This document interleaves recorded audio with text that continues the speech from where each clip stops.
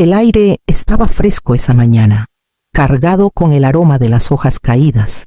Estaba podando las últimas rosas junto a la cerca cuando escuché el crujido de llantas sobre la grava de mi entrada. Paloma salió primero, su mano aferrando el asa de una maleta que parecía demasiado pesada para su figura. Gabriel la siguió, sacando 2 bolsas más del maletero de la camioneta, y luego, como si estuviera coreografiado, Araceli emergió del lado del copiloto, con su bufanda de seda y gafas de sol oversized, observando mi casa como si fuera una propiedad en venta. Mamá llamó Paloma, su voz ya temblorosa. Necesitamos hablar. Me limpié las manos en mi delantal de jardinería, observando cómo Gabriel ajustaba su corbata y evitaba mi mirada. Las mejillas de Paloma estaban encendidas, como si las palabras ya la hubieran quemado antes de llegar a mí. Vendimos la casa de Valle de Bravo, dijo rápido, como si la velocidad suavizara el golpe. 710,000 pesos. La mamá de Gabriel necesitaba el dinero, y era lo correcto. Entonces, nos quedaremos aquí un tiempo, solo hasta que las cosas se calmen. Araceli sonrió levemente, sus labios pintados del mismo burdeos que las rosas que acababa de cortar. Es lo justo, añadió. La familia cuida de la familia. Las ruedas de la maleta rasparon el pavimento mientras Paloma las arrastraba hacia el porche. Mi respiración se tensó, pero mi voz no titubeó. No. Paloma parpadeó, su rostro descompuesto. Gabriel se movió incómodo, mirando hacia su madre, quien alzó la barbilla con un desdén ensayado. Las hojas crujieron arriba. Un aplauso silencioso a la línea que acababa de trazar. Las manos de Paloma se congelaron en los mangos de la maleta, sus nudillos blanqueándose. La mueca de Araceli se profundizó. La primera grieta en la frágil cortesía de la mañana, y en ese silencio, supe que el verdadero enfrentamiento apenas comenzaba. El silencio se extendió entre nosotros, afilado como vidrio roto. Araceli lo dejó flotar solo un momento antes de acercarse. Su perfume denso, su voz lo bastante baja para que solo yo la oyera. Siempre ha sido poca cosa. Leonor, casa chica, vida chica. No me extraña que Paloma quiera algo mejor. Sentí las palabras más de lo que las escuché, púas deslizándose bajo mi piel. Paloma se movió inquieta, sus ojos yendo de mí a Araceli y de vuelta. Gabriel se quedó plantado al borde de la entrada, hombros caídos, espectador de su propia caída. Mamá susurró Paloma. Aunque la súplica no tenía fuerza, es solo por un ratito. No tienes que hacer esto más difícil. Repetí, firme y segura. No, la palabra rompió algo en ella. Se giró, y vi el pánico en su rostro, la desesperación de alguien atrapado entre la madre, que la crió, y la suegra, que había enrollado tentáculos de expectativas en su vida. La mano de Araceli rozó su brazo, un empujón silencioso. Paloma dijo a Araceli con dulzura: «Demuéstrale de qué lado estás». Y entonces pasó, un destello, un ardor, el calor repentino en mi mejilla. La mano de Paloma me había golpeado, no la de Araceli. El sonido resonó contra las casas de nuestra calle en San Miguel de Allende, más fuerte de lo que tenía derecho a ser. Al otro lado de la calle, doña Carmen se detuvo con su rastrillo en el aire, su boca entreabierta por la sorpresa. Un niño en bicicleta se congeló en la esquina, las ruedas girando en su lugar. Hasta la brisa pareció detenerse, como si el aire de la sierra no pudiera creerlo. Mi mano se alzó instintivamente a mi mejilla, no por el dolor, sino por la incredulidad de que mi propia hija hubiera cruzado una línea que nadie podía deshacer. Me enderecé, la voz baja, pero firme. Fuera de mi porche, Paloma jadeó, las lágrimas brotando. Araceli sonrió, victoriosa. Gabriel murmuró algo que nadie captó. Saqué mi celular, su peso frío en mi palma. Mi pulgar marcó el 911 sin dudar. Cuando la voz de la operadora respondió, las lágrimas de Paloma se desdibujaron. La mueca de Araceli se endureció, y Gabriel finalmente levantó la mirada, Di mi dirección. Mi voz era firme, mi mano no tembló, y para cuando colgué, supe que esto no terminaría en mi entrada. La casa se sentía vacía después de que el patrullero se fue, sus luces rojas desvaneciéndose por la calle. Me quedé en la ventana más tiempo del que debía. El ardor en mi mejilla, ahora tenue, pero quemando por dentro. El rostro de mi hija, borroso por las lágrimas y la rabia, se quedó conmigo mientras cerraba la puerta y ponía la cadena. Dormir no era opción. Preparé un té y me dirigí al cuarto trasero, ese que solo entraba en temporada de impuestos. Contra la pared del fondo estaba el viejo archivero de roble que me había seguido por 3 mudanzas y 30 años de trabajo. El mango de metal resistió antes de ceder, y los cajones se abrieron con su chirrido familiar. Adentro estaban los recuerdos de una vida con tratos, recibos, boletas que no pude tirar. Mis dedos pasaron por carpetas etiquetadas servicios y seguros hasta que encontré lo que buscaba. Paloma. Saqué la carpeta y la puse en pie en el escritorio. Cada hoja pesaba más de lo que el papel debería. Estados de cuenta de su escuela de enfermería en Guadalajara. Los cheques cancelados que escribí para cubrir lo que sus becas no podían. Había calculado el costo entonces 25,000 pesos y me dije que era una inversión en su futuro. Había cartas que escribió durante sus prácticas, llenas de cansancio y gratitud. Leerlas ahora. La tinta se sentía como una promesa ya rota. Otra carpeta contenía los documentos de la compra de Valle de Bravo, acuerdos hipotecarios, reportes de inspección, y ahí, al fondo, estaba el pagaré, mi firma, la de Paloma, la de Gabriel y el sello de un notario. 25,000 pesos otra vez, estructurado como préstamo, no regalo, pagadero en 10 años, con intereses claros y vinculantes. Recordé la conversación vívidamente. Paloma había insistido en que nunca tomaría sin devolver. Le creí. Pasé la mano por el sello en relieve, el papel fresco bajo mis dedos. Esto era más que un recuerdo. Era una ventaja, prueba de que el sacrificio no debía desvanecerse como humo. Metí el documento en un sobre aparte, sellándolo con cuidado. Mañana. No entraría a esta pelea con las manos vacías. A la mañana siguiente, manejé hacia San Miguel de Allende con el sobre de documentos en el asiento a mi lado.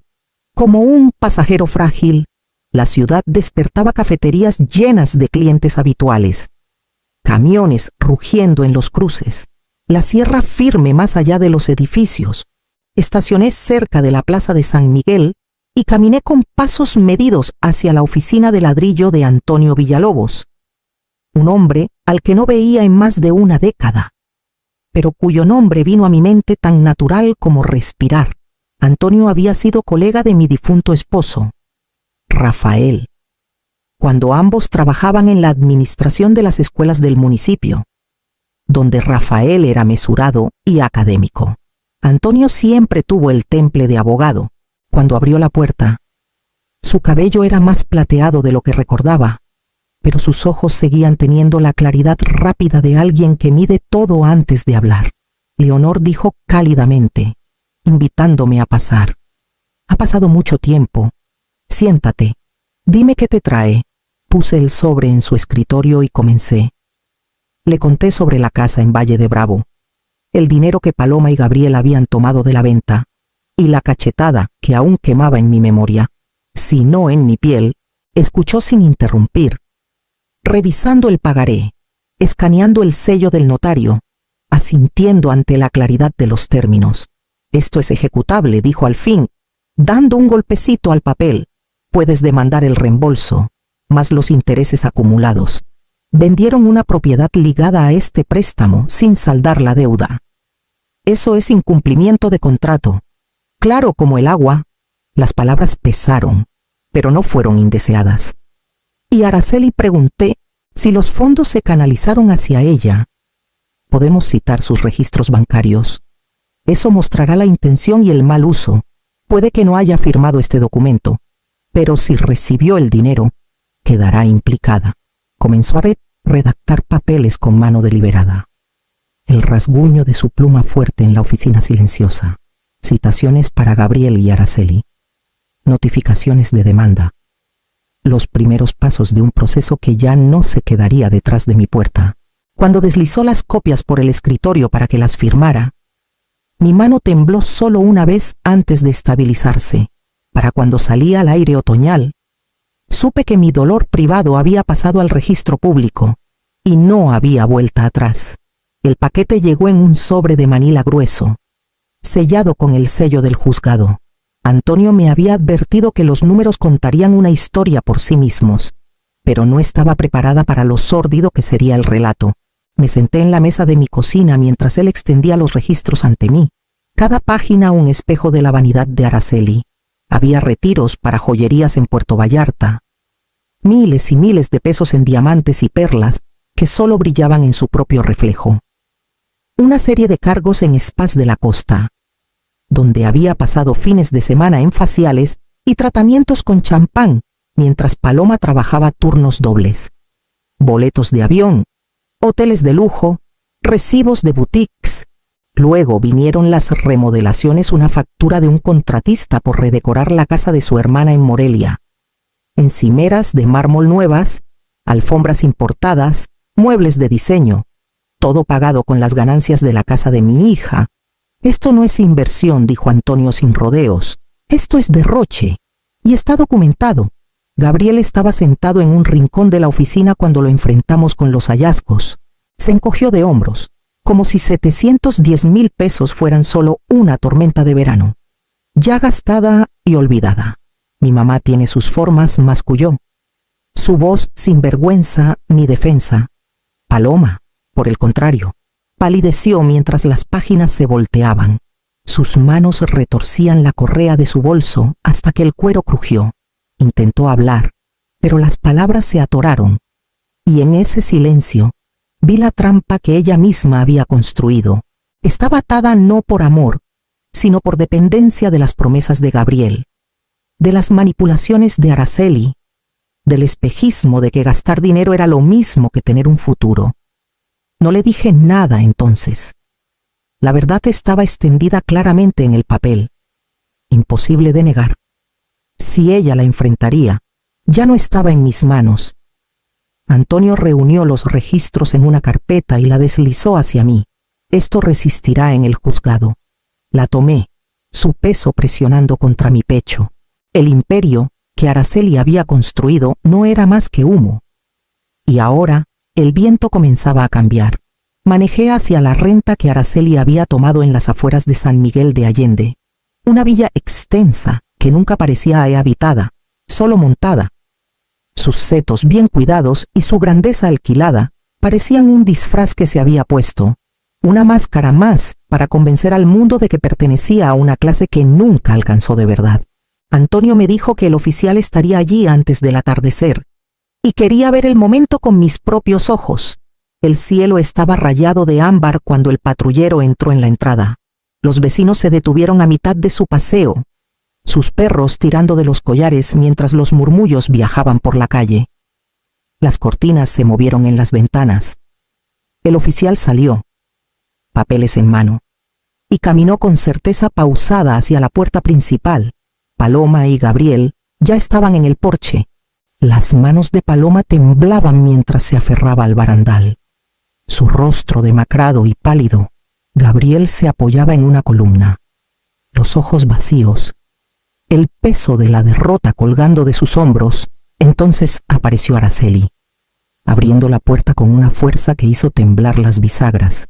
Llevaba una bata de seda, aunque la noche estaba fresca, y su lápiz labial estaba recién aplicado, como si se hubiera preparado para un escenario que creía poder dominar. La voz del oficial resonó con autoridad ensayada. Señora Araceli, queda notificada. Las palabras cortaron más que cualquier insulto que yo pudiera haber dicho. Araceli arrancó el sobre, lo abrió y escaneó la primera página antes de que el color se desvaneciera de su rostro. Su voz se alzó, chillona, resonando en el tranquilo cul-de-sac. Esto es acoso, mentiras. ¿Creen que pueden humillarme frente a extraños? Paloma se estremeció ante el sonido. Gabriel miró a otro lado. Los vecinos murmuraron, sus ojos fijos en el espectáculo que se desplegaba ante ellos. Me quedé cerca de mi coche, firme. Esa mañana ya había cambiado las cerraduras de mi casa. Ya había instalado las pequeñas cámaras sobre el porche y la puerta trasera. No me volverían a tomar desprevenida. Araceli arrojó los papeles a los pies del oficial, pero el gesto solo subrayó cómo su poder se desvanecía. El oficial permaneció impasible. Su presencia, un recordatorio de que esta pelea ya no pertenecía a su teatro, pertenecía a la ley. Por primera vez, sentí que el equilibrio cambiaba, y supe que ella también lo sintió. Paloma llamó 2 días después de que se entregaron los papeles. Su voz era débil, como una cuerda estirada demasiado tensa. Podemos vernos en algún lugar lejos de la casa. Sugerí el comedor antiguo cerca de la carretera a Querétaro. Ese con asientos rojos agrietados y un letrero de neón que nunca parecía encenderse del todo. Ya estaba ahí cuando llegué, mirando una taza de café que se había enfriado, sus hombros encorvados, el cabello recogido descuidadamente, como si el esfuerzo de aparentar finalmente se hubiera derrumbado. No sé cómo llegamos tan lejos, dijo en cuanto me senté. Ella siempre supo cómo hacerme sentir que le debía algo, como si tuviera que estar agradecida porque me aceptó. Dejé que sus palabras se asentaran, sin apresurarla. Retorció su servilleta hasta convertirla en una cuerda tensa.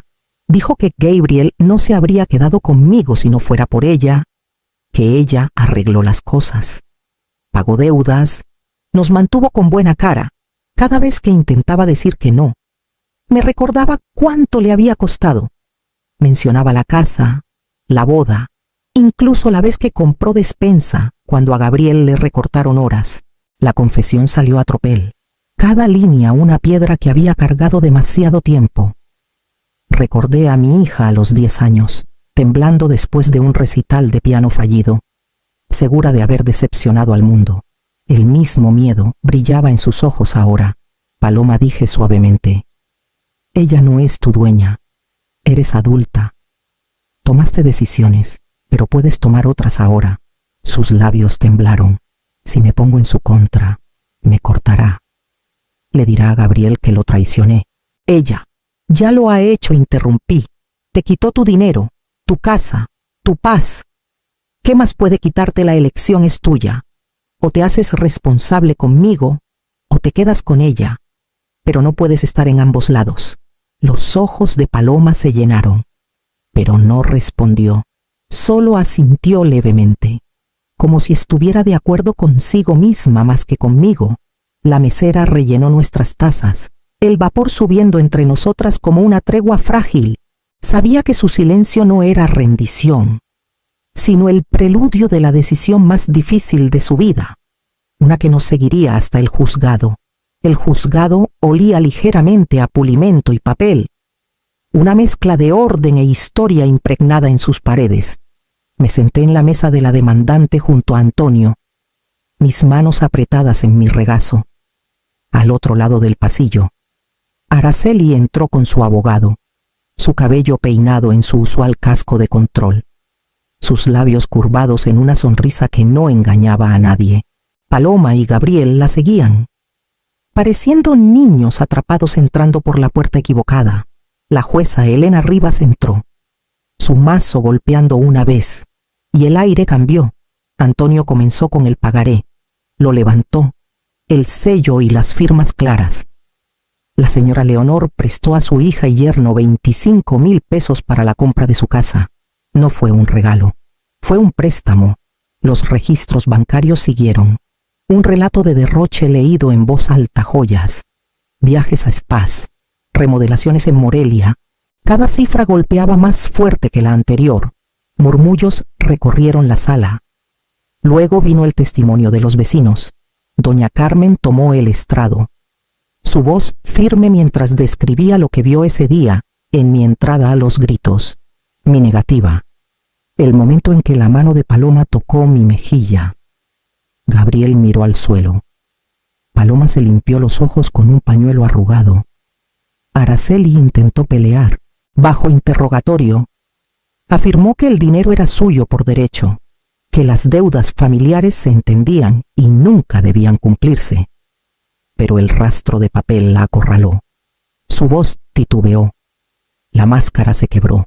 Cuando fue el turno de Paloma, tembló al admitir que firmó documentos que nunca leyó, confiando en Gabriel y Araceli para manejar todo. La confesión cayó como una admisión, no de malicia, sino de rendición. La jueza Rivas se inclinó hacia adelante, su voz firme. Este juzgado falla a favor de la demandante. Se ordena el reembolso del préstamo con intereses. Además, las transacciones financieras de la señora Araceli serán referidas para investigación. El mazo golpeó de nuevo. Araceli palideció. Los hombros de Paloma temblaron y sentí el suelo cambiar bajo nosotros. Sabiendo que el veredicto no era el fin, sino el comienzo de lo que vendría después, las noticias viajaron más rápido de lo que esperaba. A las semanas del fallo, comenzaron a llegarme llamadas desde Morelia. Viejos conocidos de Araceli querían confirmar lo que habían leído en los expedientes, una a una. Surgieron historias: dinero prestado, promesas hechas, deudas abandonadas para la primavera. Las demandas se acumulaban contra ella en Morelia, cada una desprendiendo otra capa del imperio que había construido con crédito y encanto. Gabriel no tuvo mejor suerte. Sus negocios inmobiliarios, ya tambaleantes, colapsaron bajo el peso del escrutinio. La bancarrota fue su única opción. Escuché por Antonio que firmó los papeles en silencio, su arrogancia desvanecida, sus cuentas vacías hasta casi nada. Paloma vino a mí poco después, su rostro demacrado pero más claro de lo que había visto en años. Lo dejé, susurró, sus manos retorciendo un pañuelo. No puedo vivir en las ruinas nunca más. Habló de noches llenas de gritos, de la presión constante de Araceli, de despertar cada mañana con un nudo de miedo en el pecho. Una colega le había sugerido terapia, y por primera vez aceptó ir. Escuché. Herida pero no rota, y le ofrecí un lugar en mi mesa. Apoyo, le dije. No es lo mismo que rescate. Estaré contigo, pero debes dar tus propios pasos. Asintió, las lágrimas atrapadas en su garganta. La casa se sentía diferente con su presencia otra vez más silenciosa, tentativa, como si ambas estuviéramos probando si la confianza podía construirse desde pedazos rotos. Araceli, mientras tanto, se desvaneció en la oscuridad. La villa se vació. El coche fue embargado. Las líneas telefónicas llenas de acreedores en lugar de admiradores. Su nombre dejó de ser una amenaza para convertirse en una advertencia, susurrada en círculos que una vez la celebraron, y mientras Paloma comenzaba a reconstruirse, supe que el ajuste final de cuentas aún esperaba en el silencio de mi propio hogar. El invierno pasó tranquilo, de esos donde cada mañana se sentía como una hoja en blanco. Desde mi ventana veía el hielo derretirse en el jardín, tomando té de la misma taza que había usado por años. En el gancho junto a la puerta colgaba mi llavero, ahora más ligero que nunca. Solo quedaba una llave de latón, sus bordes suavizados por el uso, su peso firme en mi mano. Era más que la entrada a una casa, era la línea entre lo que permitía y lo que nunca volvería a permitir. Paloma comenzó a visitar los fines de semana, a veces con flores, a veces con nada más que silencio. Al principio, evitábamos las grietas, hablando del clima y el trabajo, pero poco a poco las palabras se volvieron honestas. Me contó sobre las sesiones de terapia, sobre sueños de una vida no medida por la aprobación de alguien más. Escuché, ofreciendo presencia en lugar de juicio, la confianza. Aprendí. Se reconstruye como un muro, ladrillo a ladrillo, sin prisa, sin forzar. Araceli se convirtió en un fantasma.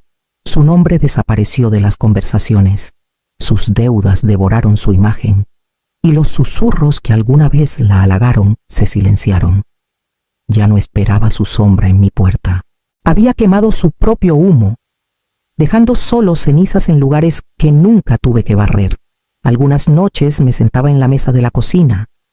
Los documentos ahora archivados ordenadamente, sin tocar, ya no los necesitaba como escudo o espada.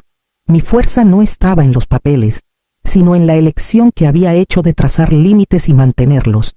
Toqué la llave de latón, dejándola descansar en mi palma, fresca y segura. Las llaves abren puertas.